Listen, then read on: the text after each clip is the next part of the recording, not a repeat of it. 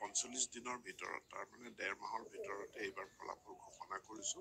আৰু মই এই বছৰ আগতীয়াকৈ ঘোষণা কৰিব বিচাৰো যে অহা বছৰ আৰু 10 দিন আমি আগুৱাই যাম তাৰ মানে আমি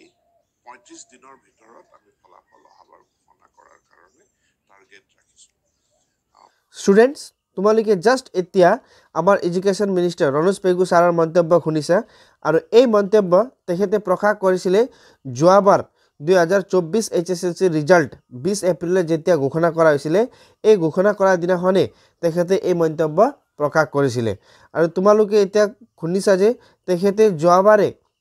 অৰ্থাৎ 2025 কাৰণে তেখেতে ঘোষণা কৰিছিলে যে এটলিষ্ট 10 দিন আগত অন্তত 24 পৰা আগত ৰিজাল্ট হ'ব অৰ্থাৎ যোৱাবাৰ 45 ডেজৰ ভিতৰত HSLC ৰিজাল্ট ডিক্লেয়াৰ কৰা হৈছিল আৰু তেখেতে তেতিয়াই কোৱাত হৈছিল যে তেতিয়াই ডিক্লেয়াৰ কৰিছিল যে এটলিষ্ট এবাৰ 35 ডেজৰ ভিতৰত দিবলৈ তেখেতে চেষ্টা কৰিব যদি আমি এই ডেটখন চাওঁ তেতিয়া যোৱাবাৰ 2024ত 20 এপ্ৰিলত দিছিল তো আমি এতিয়া 10 দিনো যদি আগত লৈ আহো তেতিয়া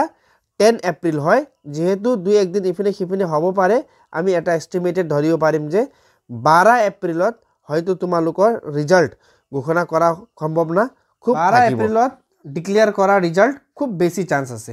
কিয় 12 এপ্ৰিল কৈছো মই এতিয়া যদি আমি সব ডেটটো এনালাইজ কৰিম 12 এপ্ৰিলৰ পাছত যিখিনি ডে আছে তাতে বিহুৰ ছুটি আছে আমি যদি এই ছুটিটো শেষ হৈ যায় তেতিয়া 20 এপ্ৰিল পৰ্যন্ত গুচি যায় আৰু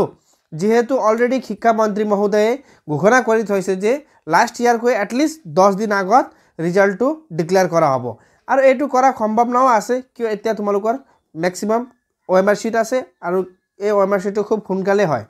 তো ইয়াৰ কাৰণে এই ডেট যোনটো 12 এপ্ৰিল দিয়া আছে এটো মই এনে কোৱা নাই ইয়াত প্ৰুফো আছে তোমালোকে অলৰেডি অডিও ভিডিও শুনিছা দেখিছা তাৰ পাছতে মই এখন ডেটটো এটা